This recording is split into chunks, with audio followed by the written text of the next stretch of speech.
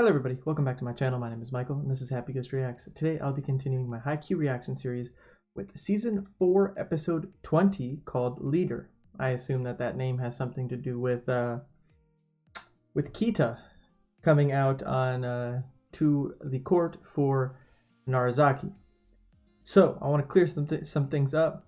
I'm recording this before I posted last video, so if y'all made any comments about anything I said previously, I'm saying all of this without that knowledge, just a heads up.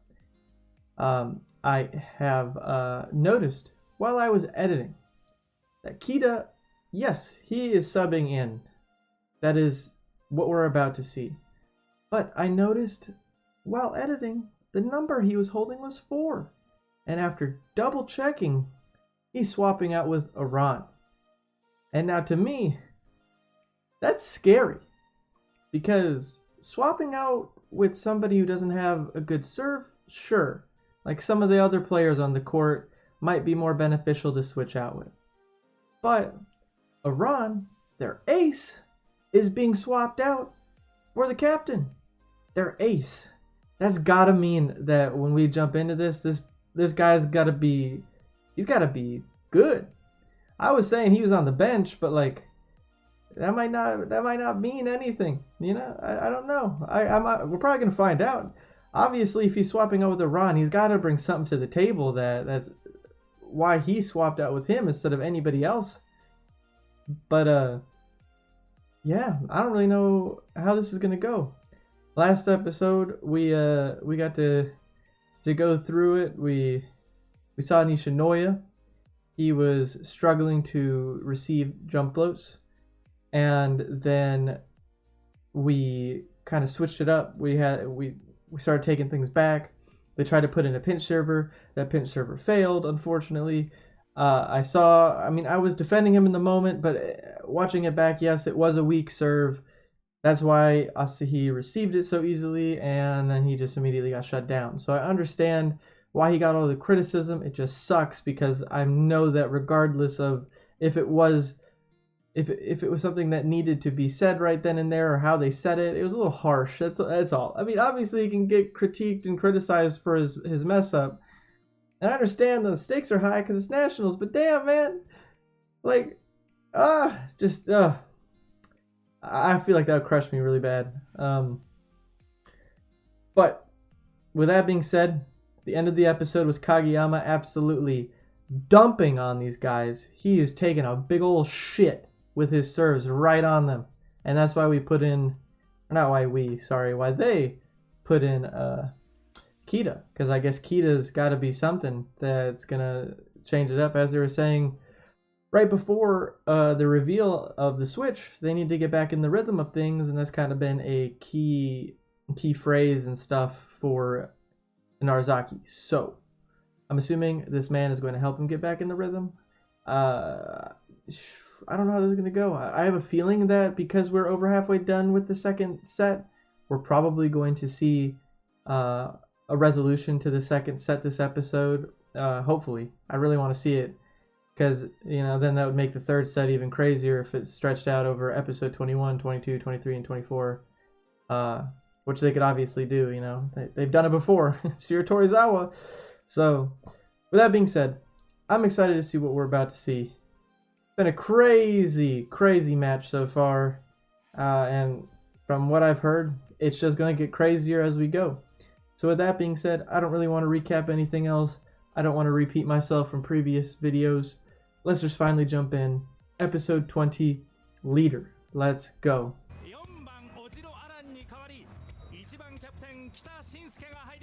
It's so crazy to me. They're switching out their ace. Oh, we didn't have any preparation for this man? Ah, shit. Oh, man.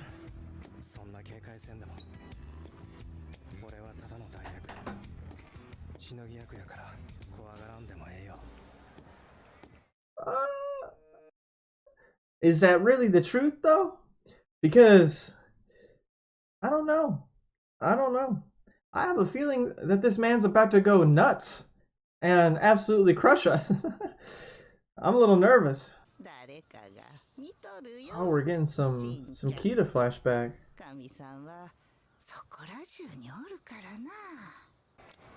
The gods are everywhere.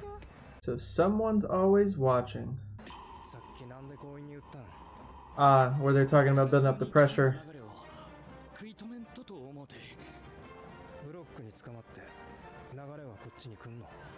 Damn. That was cold. Whoa!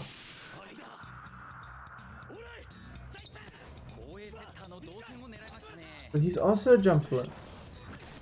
Whoa! My man! Alright, Nishinoya. Ooh, we're all going up. Yeah.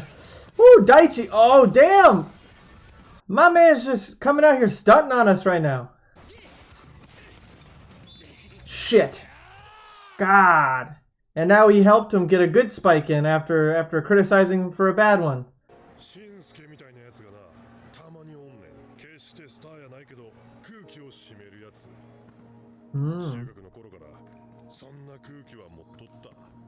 Interesting.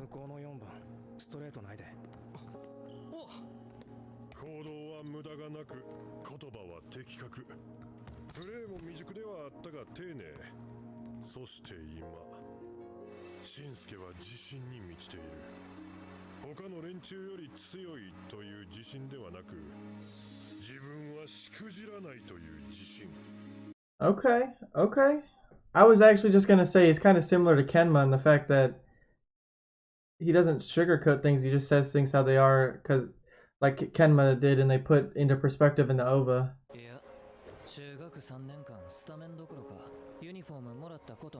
They never even gave him a uniform. He's one of those people who don't feel anxiety.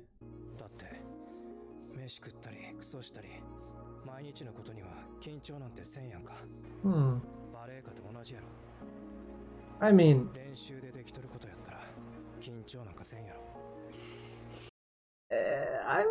that valid, but also the pressure of the reward or failure at stake, I feel like is justifying emotions.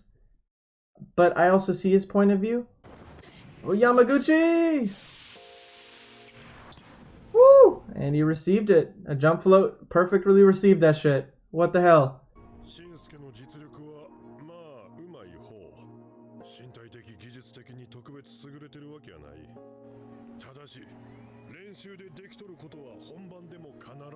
No, so he doesn't just talk the talk, he walks the walk. I got it.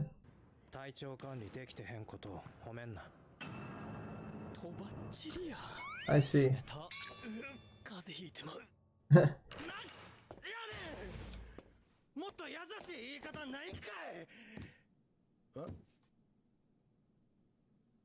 Oh. He is being thoughtful. Oh, he used... Whoa! Wow. Okay.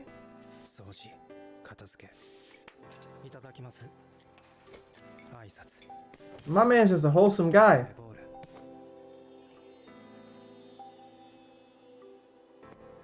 Okay.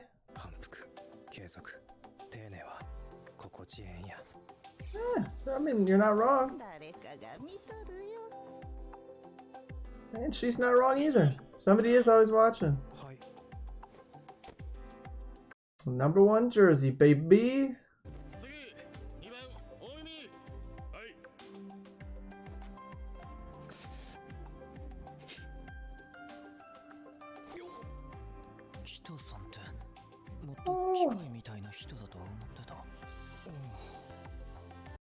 Oh, his crying almost made me cry. I'm such a sucker for when people cry.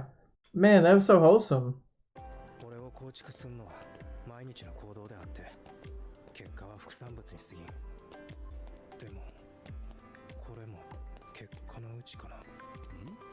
You know,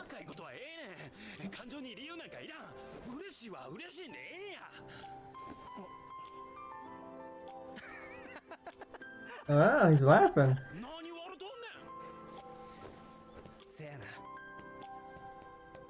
Man, what a moment. All that, and we come back to this.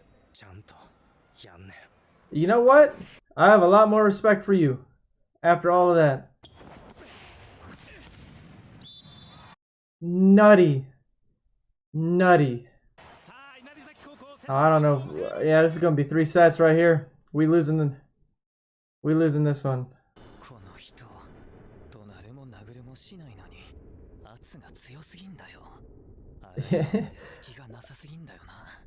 Yeah.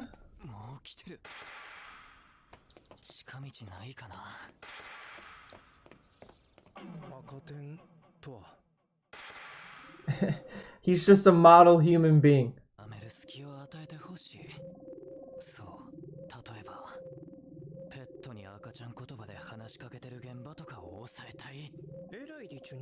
Oh. You know, it's okay to be a robot, you know?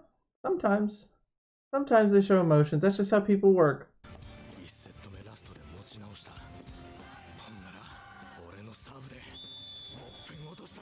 Nah, Tanaka brought himself back up. Ooh.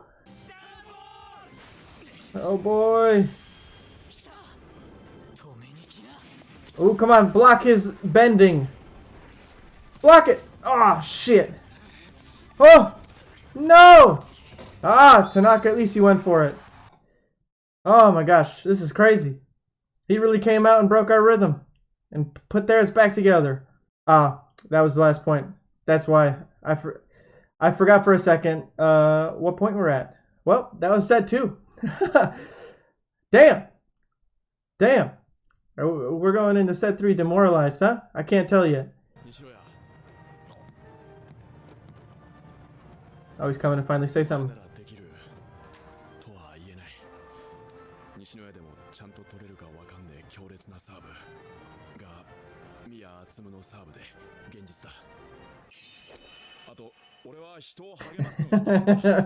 Yeah.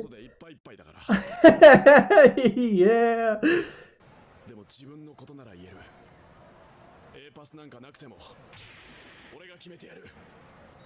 All right.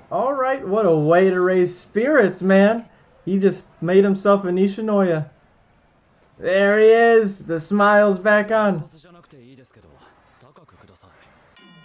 And there he is to shut it down. Yeah. Okay.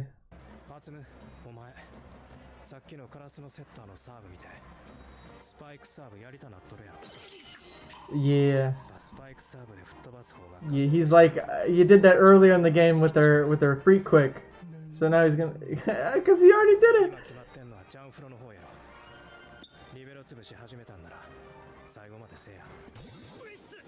Well, I mean, the analytical player, he's the brain, right? When he gets put in, he's the substitute brain.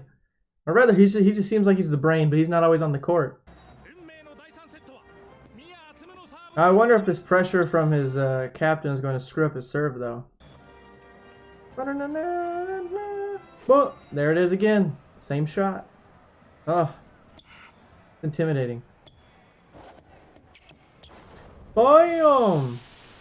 Dump float to Nishinoya, but it's out. What in the fucking... What? What? There ain't no way. Did somebody just come over and blow on it? There ain't no way. What? Oh my god, that's so infuriating. But I guess we get our lucky receives when Hinata or Suga get hit in the face, or it hits Hinata's foot. You know, luck's gotta be on everybody's side. Oh, off the net. Move! Daichi, come in! Oh, just kidding. I thought we were gonna, like, have a...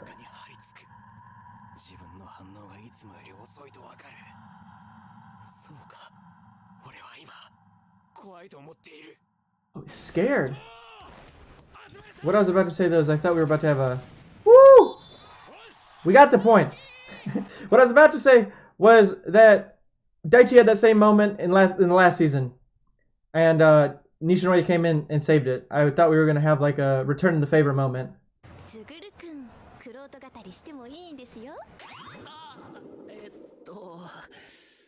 前に特別変わったルールがあるとしたらローテーションシステムだと思うんだけど、サーブ時が来るたびにみんなのポジションが1個ずつ時計回りにずれてくるやつね。どの位置でスタートするかは1セットごとに決めて提出するの。例えばよくあるのはセッターが公園の最初からスタートするローで、そうすれば前衛の攻撃が3枚いる状態から始められるから、あとはサーブが強いやつから始めるとかも多いね。稲崎はセッターがビッグサーバーだから、この両方に当てはまる。稲崎は多分このスタートはいつも固定で、相手の味方なんか関係ない、自分らの強いポイントから始めないって感じ。クラスのモーションって感じのチームなのに、意外と試行錯誤してくるタイプっぽいね。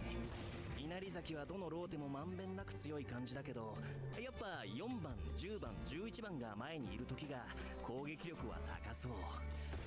Karasunoの方は Whoa, Inada! Damn! チビ10番は攻撃特化でどこに置こうがお構いなしに点を稼ぐ点取りマシン。This is such weird imagery for this. Yeah, and then he had the shield. I was gonna say something, but I was too caught up on the fact that that Hinata was dual wielding assault rifles.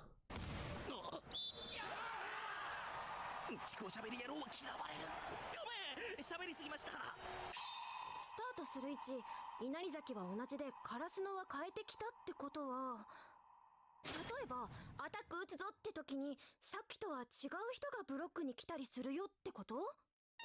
Yeah, okay. I'm glad that she explained it because there was a lot of information there and I wasn't fully able to grasp it all this first time. Oh! Bro!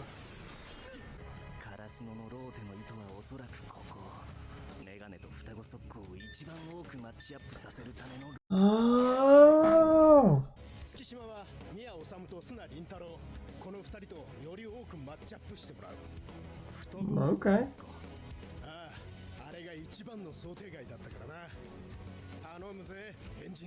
Okay. Weirdo quick killer. Let's go.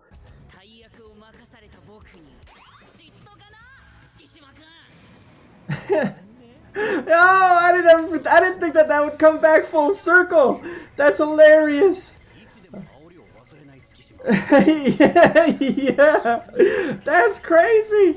I wouldn't have ever thought that would have came back around. That's from episode 15. Whoa.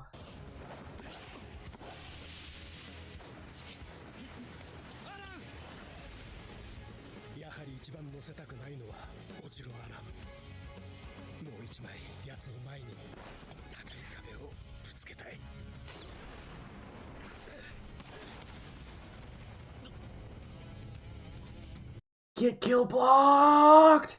Let's go!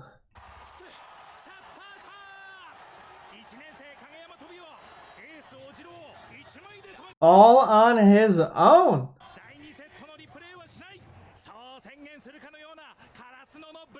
Oh boy, this is gonna be crazy. Crazy final set.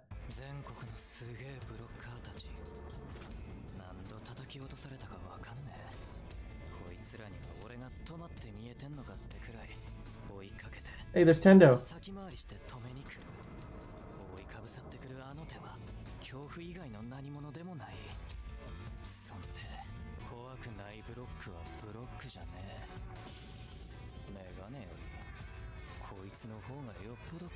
This Kageyama's blocks are scarier than Suki's? Whoa! Whoa! That's saying a lot. That's saying a lot. Well, before we continue, I have two things that I want to double check that I saw right. So the one thing that I went back to check, I was right. So I'm not going to talk about that because I just was double checking that I was accurate in what I read in the subtitles. Now I'm just going back over to this little flash of blockers that Suna was talking about. I want to see if I recognize anybody else. I don't recognize them. A guy in the back, green, straight up orange jersey.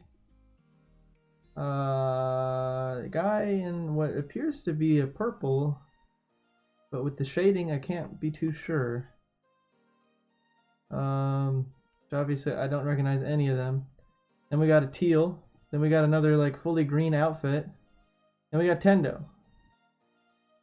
Damn, I thought maybe there was another hidden gem in there of like somebody, but he considers Tendo a blocker on this list of people he was referencing, which is pretty crazy actually. So yeah, I just want to double check if I'm actually stupid and I'm missing somebody else from this little frame here that I should recognize. Please tell me. I'd like to know. But other than that, that's all I wanted to go back and look at. So yeah. Well, another fantastic episode of Haikyuu checked off the list. I was accurate when I said that swapping him in was going to be a problem because he's swapping out the ace, but in a completely different way than I thought. He wasn't necessarily an offensive weapon. He was more of like a mental and like a mental weapon almost, and a defensive weapon because he was very good. Like, he's a very methodical and routine person. That was what they kind of hammered home in this episode. And another thing was that he wasn't on a starting lineup, and he also didn't get a jersey for like when he started in middle school, I think they said, which is shitty, super shitty. So I understand why when he got chosen to fight, like he was number 1, they had to feel good. Though I am completely unsure of. Yeah, it wasn't alphabetical order, that's for damn sure. But I'm not too sure if it's like, if it was like Karasuno where they said it was like completely random. So like, I don't know if there was like emphasis on the fact that he was happy he was number 1 to be like the first person to get a jersey. But he also is the captain. So and he was also talking about how all this work and all this methodical stuff that he does, like his routine, like does what he does on a daily basis already actually impact like our byproducts of it, like him getting this jersey finally and stuff like that. And I really enjoyed that. Like I enjoyed his character a lot more after learning more about him. He's like a very straightforward person. I was trying to compare him to Kenma in the episode, which I don't know if I did a great job of doing it, so I'm going to try and re-elaborate what I meant. In the Land vs. Air OVA, he was talking to Haiba Lev, about the state of the match. And what he said then led to a comment from their coach about what he says, like people take it a certain way because of the type of person Kenma is. Kenma's not saying anything with malicious intent or anything. He's just stating pure fact. And a pure fact based on observation. And it's either or, is what I'm trying to say. He either states fact or fact based on observation. And similar to what Kita was doing. He was stating pure facts, analyzing his players about decisions they made or were about to make. Like, for instance, one of the biggest examples this episode was him calling out Atsumu right before he was about to serve. He's like, "You're about to go up and try and do exactly what Kageyama did because it was cool, right?" And he was right, similar to what they did a few episodes ago, copying the Hinata Kageyama Freak Quick. Because he thought it was cool, so he wanted to try it. I find it funny that these guys, with all this that I'm talking about, kind of sound like Jozenji right now, because Jozenji literally did that against us. They copied our moves on the fly because they thought it was cool. So that's funny. But yeah, I really enjoyed this. Understanding his character and why he is the way he is makes a lot more sense than him just sounding like a hard ass in the last episode. It's like a tough love thing. Like, obviously things have broken him and made him show emotion, like the jersey made him cry. We saw him laugh with Aran as he called him out on, like, if something makes you happy, it makes you happy. Like, come on, emotions are emotions. You don't need to be a robot. But, like, I understand there are people who are like that. It's just the way they work. I wouldn't call him a robot. I understand the comparison, but Kita is one of those examples of people who are calm, collected, and very confident, as they said. He's a very confident player. He's just a confident person in general. Like his confidence is through the roof, which allows him to have this insane presence on the court, even if he's not like standing out to like the crowd. Like it's not like a Hinata spike after Kageyama sets him and then you hear the crowd cheering. Like he even said, I don't do it for the applause. I do it because it's what I gotta do. Like, and I'm gonna execute it as well as I possibly can, which should always be perfectly, because there's nothing that should be bringing me down. Like if I can do this while training, I can do this while doing the real thing. And while that's a very proper mindset to have, he's one of the rare cases of people who can get over the competitive anxiety that comes with competitive aspects of anything. And I feel like a lot of people wish they could have that, because then if you could find a whole team of people with the same mindset as Kita, they'd probably be an unstoppable force as long as they had the volleyball skills to back it up. Because a team full of super confident players who don't get nervous on the court, that's very, very... I don't even think that exists. A full team anyways. I'm sure that there are players out there in the real world that are exactly like that, and I envy them for having that type of mindset. So, I don't really have much else to talk about.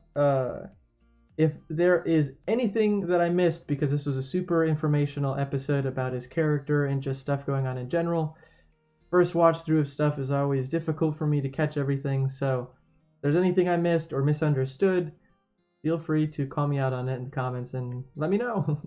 I know you guys were going to do it anyways, but here's my open invitation. So, I don't really have anything else to talk about. I'm excited. We're in the third set, and it's going to carry out to the end. But I'm also still impressed that Kageyama got that comment from Suna about saying he's a scarier blocker than Suki. They come after me as though I look completely frozen in time to them. And there are times they're in front of me before I even try to attack. Those looming hands are basically fear itself. Ooh, I didn't mean to unpause it. And a block that's not scary isn't actually a block. So he's saying Suki's blocks aren't scary. So interesting. I feel like that's very interesting to me. I mean, Suki's a good blocker though. So I don't know. I guess I'm misunderstanding that. Feel free to clear it up for me. Obviously, you guys are gonna do it anyways. So with that being said, if you enjoyed the video, please consider dropping a like to let me know you did. And if you haven't already and you'd like to stay up to date on my future videos, please consider subscribing and ringing that bell, and you'll be notified every single time I upload. I also have a Patreon where I post full-length reactions of all the shows I'm watching on YouTube, so if you'd like to watch full-length episodes of Haikyuu with me, with your own legal copy of course, please consider checking out my Patreon. That'd be super cool.